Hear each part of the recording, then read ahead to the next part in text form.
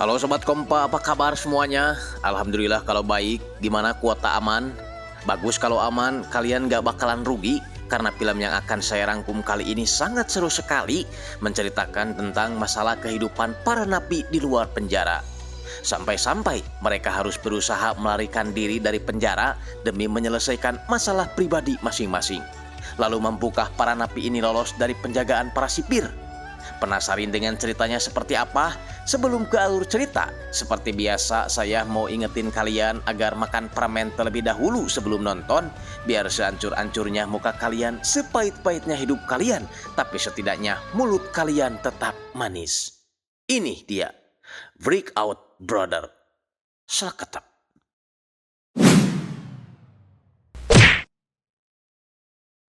Malam itu di sebuah lapas terjadi kegaduhan disebabkan terjadinya perselisihan antara dua kubu narapidana. Insiden tersebut dimanfaatkan oleh 3 orang napi untuk melarikan diri. Kira-kira apa yang sebenarnya terjadi? Beberapa minggu lalu saat seorang napi yang ditahan karena kasus perampokan namanya Chan Ho Ching. Saat itu Chan Ho menerima kunjungan dari sang ibu dan pacarnya bernama Suet Yi. Chan Ho mengaku betah menjadi seorang tahanan karena gak perlu mikirin cari uang dan bayar utang ke Bang Emok. Wajah Chan Ho terlihat senang saat ngobrol dengan mereka, bahkan saat dia berada di lapas, Chan Ho menganggap kalau dia sedang liburan. Berbeda dengan napi baru satu ini, namanya Mak Kintin, dia sering dipukuli oleh komplotan si Codet. Karena pemukulan itu, Mak dan si Codet harus dipanggil kepala sipir bernama Kutang alias Pak Tang. Pak Tang meminta kepada para tahanan agar tidak berbuat ulah lagi minimal 3 bulan saja karena sebentar lagi dia akan dipromosikan menjadi Danton. Jangan sampai keributan itu berdampak dibatalkannya promosi untuk dirinya. Nah, selain si Codet, di lapas itu rupanya ada juga yang lebih berkuasa.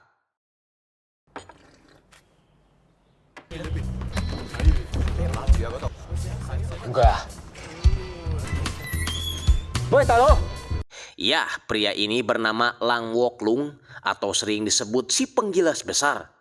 Keberadaannya sangat dihormati oleh anak buahnya, bahkan si Codet pun tak berani mengganggunya. Makanya, tak jarang si Codet juga suka meminta bantuan Pak Tang sebagai kepala sipir untuk melemahkan kekuasaannya. Chan Ho memberitahu Mak, jika Mak ada di pihak Lam Wok, maka Mak tak usah takut lagi pada si Codet, sebab boro-boro si Codet hantu juga dipukulin sama si Lam Wok mah. Singkatnya, Chan Ho dan Mak dipekerjakan di bagian bengkel kayu yang merupakan wilayah Lam Wok. Sebelum bekerja, mereka akan menghadap Lang Wok terlebih dahulu, dan Chan Ho memperingati Mak agar dia tidak usah gugup. Yang penting mereka gak membahas soal anak Lam Wok yang telah meninggal.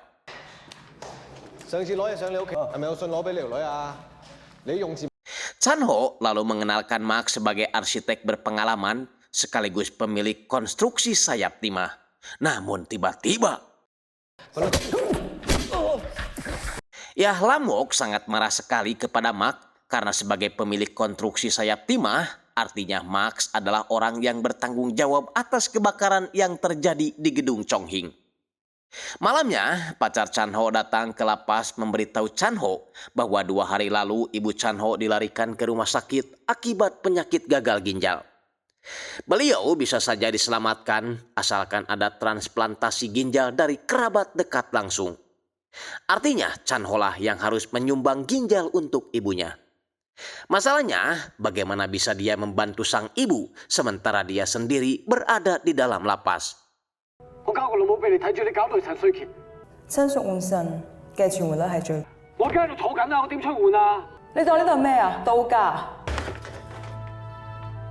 Chan Ho berusaha bicara kepada Pak Tang agar diperbolehkan keluar sebentar karena dia harus mendonorkan ginjalnya untuk sang ibu. Tapi Pak Tang tak memberi izin sebelum promosinya dilaksanakan, takutnya Chan Ho kabur dan itu akan menghambat acara promosinya. Tentu saja Chan Ho kesal memaki-maki Pak Tang saat itu juga karena Pak Tang lebih mementingkan karir daripada masalah hidup orang lain. Karena telah berani menghina kepala sipir, Chan Ho akhirnya dihukum berlari mengelilingi lapangan sampai malam. Anak buah Pak Tang sempat menyarankan agar Pak Tang memberi kesempatan kepada Chan Ho. Toh Chan Ho adalah napi teladan yang gak pernah terlibat keributan.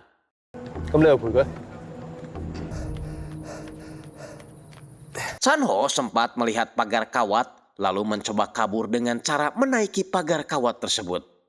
Tapi sialnya keburu ketahuan oleh petugas.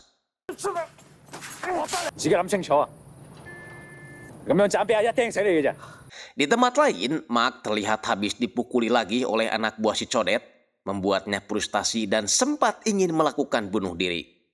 Untungnya Chan Ho keburu mencegahnya, memberitahu kalau barusan Chan Ho melihat seorang petugas di ruang administrasi lalu muncul di selokan yang berada di luar lapas.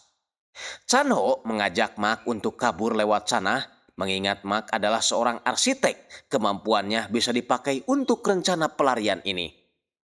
Ya, jadi sebelum masuk penjara, Mark adalah seorang arsitek, dia dihukum 5 tahun setelah dituduh menerima suap. Namun sebenarnya dia dijebak oleh temannya sendiri. Rencananya Mark akan melakukan banding, pokoknya dia harus keluar dari sana tanpa terluka sama sekali. Akan tetapi kelompok si Codet tiap waktu sering mengganggu dan memukuli Mark hanya karena Mark napi baru yang perlu dikasih surprise. Mark juga ingin sekali melawan si Codet, tapi Chan Ho melarangnya karena si Codet telah bekerja sama dengan kepala sipir, jadi Mark percuma melawannya, sama saja dengan mengantarkan nyawanya sendiri. Masalah tak berhenti sampai di situ. Mark didatangi teman bisnisnya bernama Chow Chi-wing. Dialah orang yang telah menjebak Mark. Koploknya, si Wing malah berkata, "Wilujeng rungkad," atau bahasa sindirannya selamat menikmati hukuman selama 5 tahun ke depan.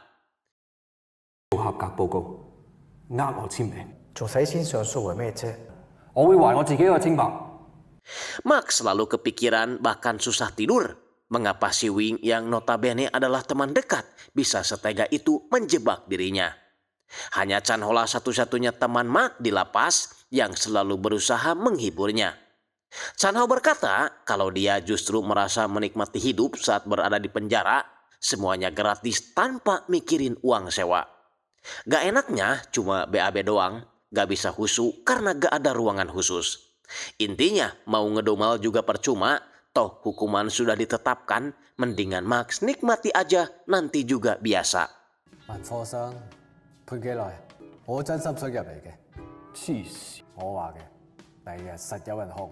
Besoknya saat Mark hendak mandi, dia lagi-lagi didatangi anak buah si Codet, memberi pelajaran dengan cara meremas kantung menyannya. Mengancam akan berbuat lebih kejam lagi jika Mark berani melakukan banding. Dari sana Mark baru ngerti alasan si Codet terus mengganggunya karena dia dibayar oleh Wing agar Mark tidak melakukan banding. Max berniat mengadukan masalah ini kepada kepala Tang, cuman dicegah oleh Chan Ho karena semuanya akan sia-sia saja. Mark juga akhirnya tahu alasan mengapa Lang Wok sangat marah ketika Lang Wok mengetahui gedung Chong Hing yang menjadi tanggung jawab Max terbakar karena barang-barang milik putri Lang Wok berada di sana dan pastinya sudah habis terbakar.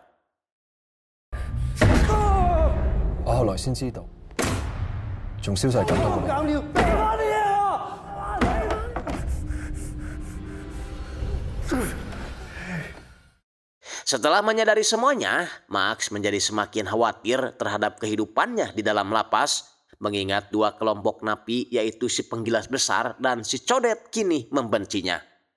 Kalau sudah begini, Chan Ho pun tidak bisa berbuat apa-apa, padahal kebakaran gedung Chong Hing itu bukan karena Max, melainkan si Wing. Nah, karena Mark masih ngeyel, si Codet memberi pelajaran yang lebih gila, yaitu dengan cara mencongkel kuku jari tengahnya.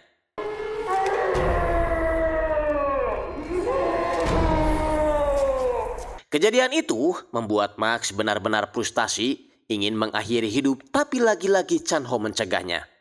Max merasa dilema. Di satu sisi, jika dia berusaha mengajukan banding, maka dia akan jadi sasaran si Codet. Tapi di sisi lain, jika dia memaksakan diri hidup di penjara, maka dia akan jadi sasaran kemarahan si Lam Wok. Di momen itulah Chan Ho mengajak Max untuk kabur dari penjara, mengingat Max seorang arsitek, jadi pastinya dia bisa tahu posisi bangunan penjara. Bangunan ini dibangun di atas sistem drainase, jadi harusnya ada pintu masuk untuk pemeliharaan gedung. Untuk menuju pintu masuk pemeliharaan, sepertinya itu adalah hal mustahil karena semua pintu dikunci oleh sipir dan di setiap ruangan dipasangi CCTV sebanyak 120 kamera. Yang bisa mereka lewati hanyalah jalur ventilasi. Tapi masalahnya jalur ventilasi pun dipasangi kamera pengawas kecuali ruang bengkel kayu. Yang mana ruangan itu wilayah Lang Wok si penggilas besar. Jika Chan Ho dan Mak tidak bisa menangani masalah yang satu ini, maka rencana kabur mereka tidak bisa dijalankan. Chan Ho baru ingat kalau dia memiliki foto anak Lang Wok. Mungkin itu bisa dia gunakan sebagai rencana. Sebelum lanjut, kita lihat dulu adegan 20 tahun silam, kejadian yang membuat Lang Wok masuk penjara. Waktu itu saat makan malam, istri Lam Wok bernama Mei Ling memprotes pekerjaan Lam Wok sebagai bos geng Triad, mengingat mereka sudah memiliki anak perempuan bernama Hana. Mei Ling meminta Lam Wok agar berhenti dari pekerjaannya dan mencari pekerjaan lain yang sesuai dengan syariat agama. Masalahnya saat pulang mereka tiba-tiba dicegat oleh 3 berandalan yang mencoba membunuh mereka. Lam Wok berusaha membela diri dan berhasil membunuh salah satu dari mereka. Hanya saja Hana kena goresan senjata tajam. Karena insiden itu, Lam Wok akhirnya dihukum 30 tahun atas dugaan pembunuhan. Dan ironisnya, Mei Ling memberitahu Lam Wok kalau Hana anaknya telah meninggal dunia akibat luka di kejadian tersebut. Kembali ke masa sekarang, yang mana Lang Wok merasa terkejut saat mendapat kiriman amplop berisi fotonya bersama Hana. Rupanya pengirim amplop itu adalah Chan Ho.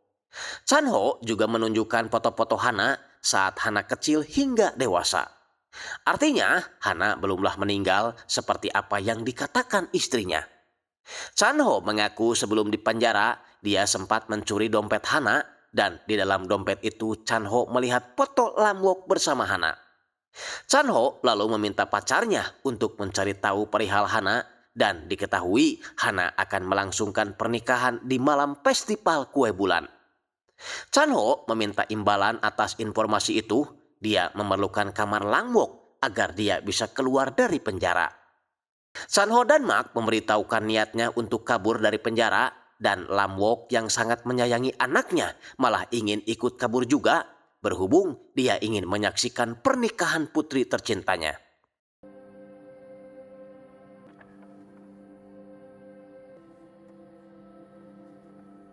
Alhasil, mereka pun membahas rencana yang akan mereka jalankan. Mereka harus membuka gerbang di lapangan terbuka, lalu ke ruangan kayu dan membuka ventilasinya. Masuk merangkak menuju ruang kelistrikan, kemudian matikan semua saklar agar listrik mati beserta CCTV-nya. Saat alarm keamanan berbunyi, penjaga akan menutup semua jalan keluar. Dengan kata lain, mereka hanya memiliki waktu 10 menit saja untuk membuka gerbang koridor 7, pergi ke gudang administrasi. Lalu setelah itu, kabur melalui pintu pemeliharaan, yang mana Suetyi, pacar Chan Ho, akan menunggu mereka di luar. Chan Ho berkata waktu yang tepat untuk kabur adalah saat festival pertengahan musim gugur. Di saat itu pejabat pengadil datang, yang otomatis para penjaga akan sibuk. Yang sulit adalah membuka penutup ventilasi yang ada di ruangan kayu karena mereka tak punya kunci untuk melonggarkan bautnya.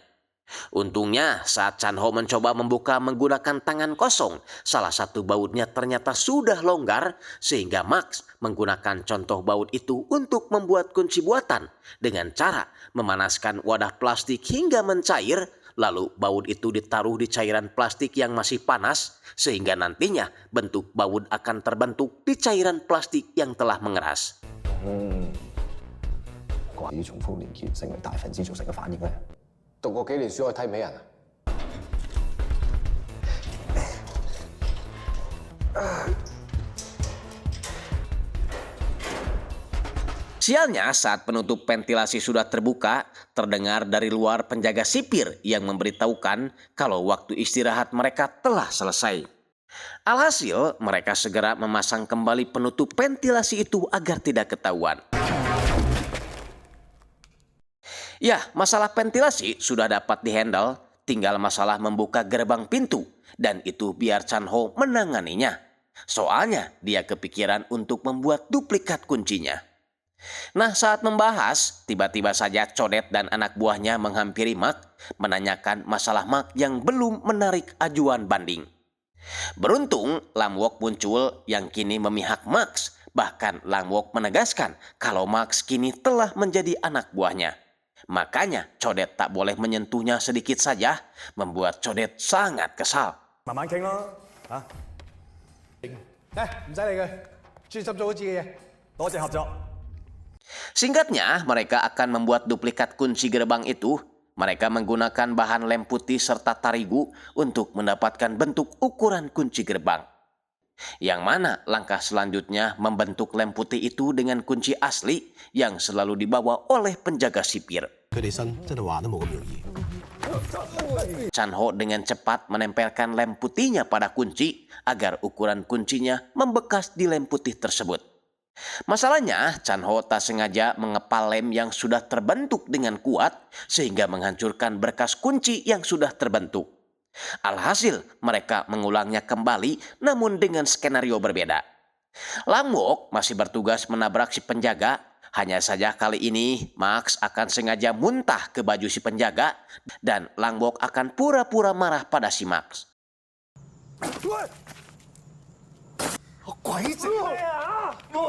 Otomatis si penjaga berusaha melerai perkelahian mereka. Di saat itulah Chan Ho mengeksekusi rencana meletakkan lem putih di kunci gerbang.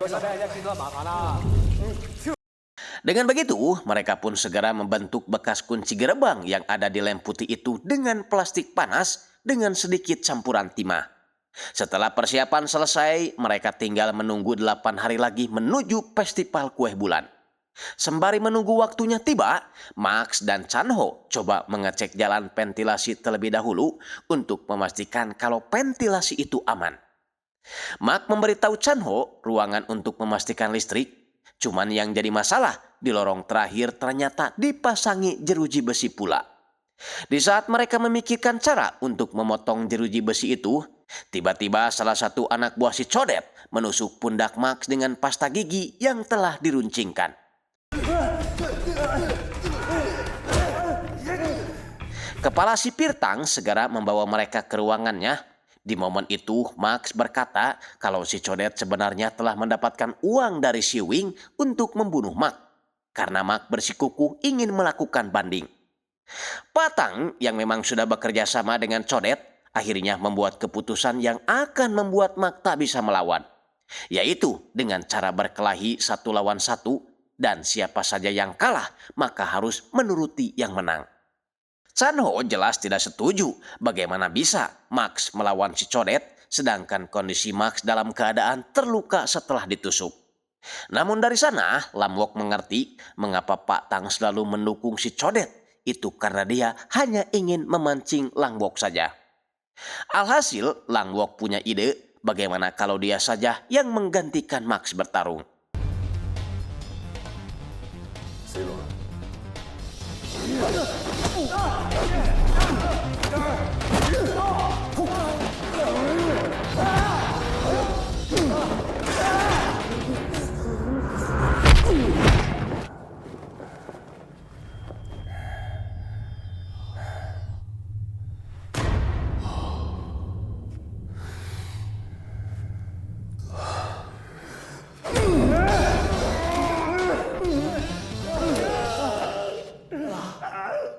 Tapi karena hal itu, membuat mereka akhirnya dimasukkan ke dalam ruang isolasi sementara sebagai hukumannya.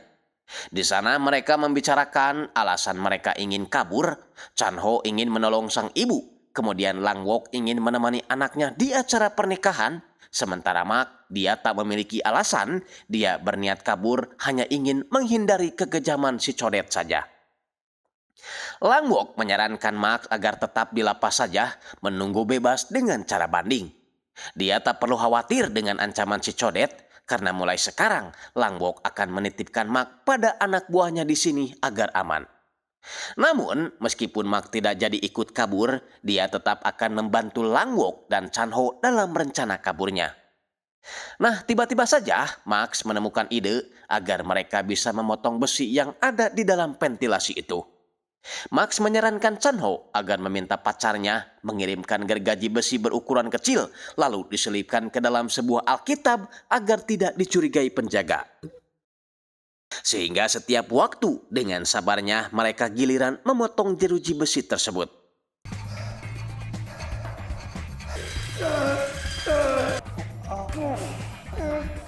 Nah, kedekatan Lang Wok, Chan Ho dan Mak rupanya membuat Pak Tang curiga jangan-jangan ada sesuatu yang mereka rencanakan. Untuk mencari informasi, Pak Tang sengaja menempatkan si Codet bekerja di tempat kayu wilayah Lam Wok. Ditambah lagi, Li Chung ternyata mata-mata Pak Tang, jadi pastinya dia akan memberitahukan semuanya kepada Pak Tang. Tapi Lang Wok sudah menduga keberadaan si Codet di sana pasti permintaan Pak Tang untuk mencari tahu apa yang mereka rencanakan. Tak lama kemudian Pak Tang melakukan inspeksi dadakan ke ruangan kayu, membuat Lang Wok dan Mak panik karena Chan Ho masih di dalam ventilasi melakukan tugasnya memotong jeruji besi. Lang Wok berusaha mengulur waktu, namun Pak Tang yang menyadari kalau Chan Ho tidak ada mulai curiga. Pak Tang lalu menanyakan kejanggalan ini pada si Codet. Untungnya, entah apa yang diinginkan si Codet, karena dia malah berbohong kalau Lang Wok dan rekan-rekannya bekerja dengan baik, tak ada sesuatu yang disembunyikan. Untungnya, saat Pak Tang mengecek ruangan Lang Wok, Chan Ho sudah berada di sana pura-pura ketiduran. Setelah Pak Tang pergi, Codet menemui mereka bertiga, mengaku sudah mengetahui rencana kabur mereka setelah Codet menemukan sebuah kunci duplikat. Codet mengancam akan menggagalkan rencana mereka kecuali Codet diikut sertakan dalam pelarian nanti. Mau tidak mau terpaksalah Lang Wok mengizinkan Codet untuk ikut dalam rencana mereka. Waktu tinggal 3 hari lagi, mereka mempersiapkan fisik agar urat-urat pengentod mereka tidak kaku saat beraksi nanti.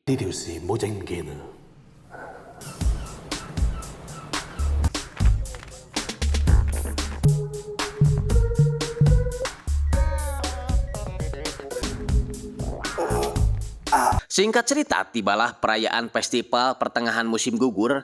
Pejabat pengadil bernama Pak Ho terlihat berkunjung ke lapas itu membagikan kue bulan untuk semua napi.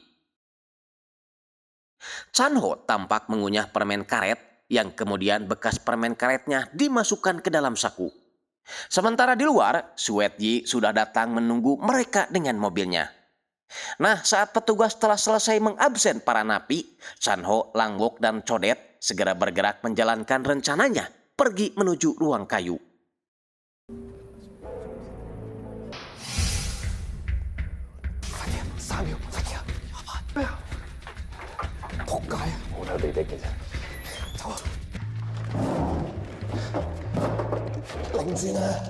Seorang sipir membisikkan sesuatu kepada Pak Tang. Max yang melihatnya menjadi khawatir jangan-jangan pelarian Chan Ho, Lam Wok, dan Codet ketahuan. Dan memang benar mereka mengetahui pelarian itu. Informasi itu diperkuat setelah Pak Tang menyaksikan langsung cerobong ventilasi di ruangan kayu yang telah terbuka. Hanya saja Pak Tang melarang untuk membunyikan alarm karena Pak Ho masih berada di sana.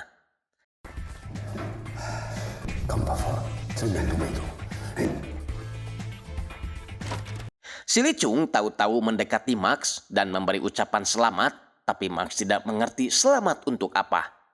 Lalu si Li Chung memberitahukan kalau penjaga sipir sedang mengejar si Codet yang berusaha kabur. Sementara itu, Pak Tang masih bingung jalan mana yang mereka gunakan untuk kabur karena sampai sekarang mereka belum juga ditemukan. Mereka sendiri telah masuk ke ruangan saklar, mematikan semua listrik di sana.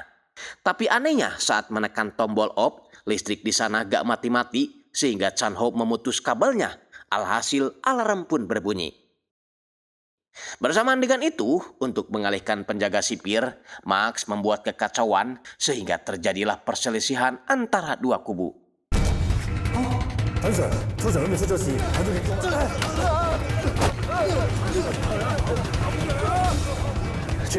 Di sisi lain, Chan Ho bingung mengapa alarm berbunyi padahal lampu di sana tak padam. Makanya mau tidak mau mereka harus bergerak dalam keadaan lampu menyala untuk membuka kunci gerbang G menuju gudang seperti adegan di awal film. Namun karena lampunya menyala, Pak Tang dapat melihat pergerakan mereka melalui CCTV. 仲俾我到你腳仆街。你爽手啲嘅。 Si codet yang panik ujuk-ujuk menyerang Lang Wok menggunakan sajam, menyuruhnya menghadapi Pak Tang agar si codet bisa keluar dengan leluasa.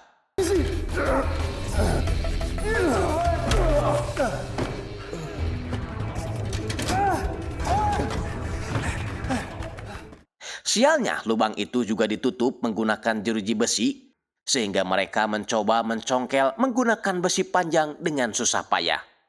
Sedangkan Max kembali ke gerbang 7 berusaha mengulur waktu Pak Tang.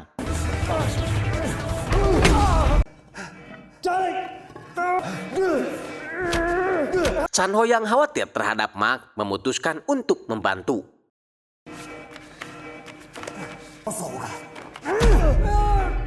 Lang Wok sebenarnya berhasil membuka penutup lubang, tapi dia jadi ragu mana mungkin dia meninggalkan kedua temannya yang lagi kesusahan.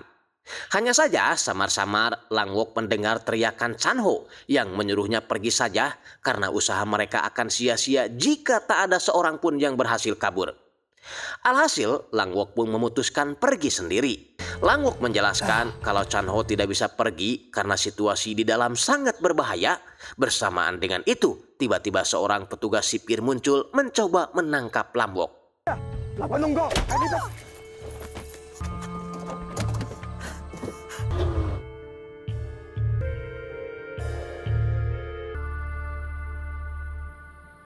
Singkatnya, Lang Wok menghadiri acara pernikahan putrinya. Hanya saja melihat Lang Wok datang, istrinya segera menghampiri, meminta Lang Wok untuk segera pergi.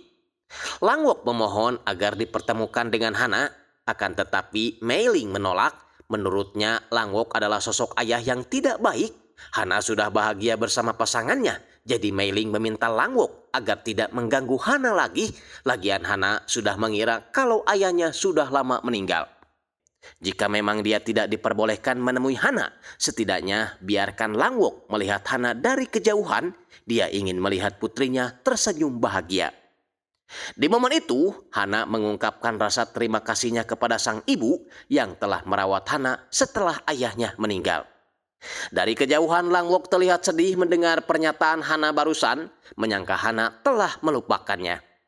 Lang Wok pun berniat pergi, akan tetapi 仲要多謝一個好重要嘅人。爹哋雖然喺我好細個嘅時候已經過咗身，但我依然記得好清楚。 Ya, selain berterima kasih kepada ibunya, Hana juga berterima kasih kepada sang ayah.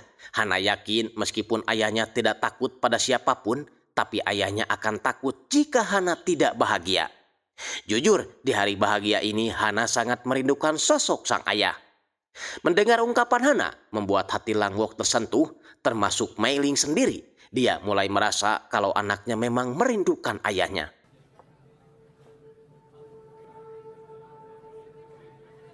Sementara di lapas, setelah insiden itu, Pak Tang, Mak, dan Chan Ho dilarikan ke rumah sakit. Dan di momen itu Chan Ho berkesempatan berhadapan dengan dokter. Dia mengutarakan keinginannya melakukan transplantasi ginjal untuk sang ibu. Kembali ke Lang Wok yang akhirnya dijemput oleh pihak kepolisian, dia tak berusaha lari, namun menyerahkan diri kepada polisi. Dia sadar saat seseorang kehilangan segalanya termasuk kebebasan. Di saat itulah baru dia menyadari hal yang hilang itu adalah hal yang terpenting dalam hidupnya. Lang Wok sempat berpikir kalau yang terpenting baginya adalah menjaga teman geng triadnya. Namun sekarang dia mengerti bahwa yang paling penting adalah keluarganya sendiri. Sementara kesalahan terbesar Chan Ho adalah lari dari tanggung jawab menjaga sang ibu. Dia lebih merasa nyaman hidup di penjara, padahal ibunya masih memerlukan keberadaan Chan Ho. Beda halnya dengan Mak, yang notabene adalah orang kaya. Max merasa tak memerlukan teman untuk sukses, tapi saat di lapas, dia memiliki 2 teman yang bisa diandalkan. Dan ternyata, jika berada di tahap kesuksesan bersama teman-teman, itu jauh lebih menyenangkan ketimbang sukses sendirian. Singkatnya, Ibu Chan-ho nampak sudah sehat. Dia menjenguk anaknya di penjara bersama Suet-yi, calon mantunya. Chan-ho berjanji akan menjadi orang yang lebih baik lagi agar bisa menjaga sang ibu bersama Suet-yi.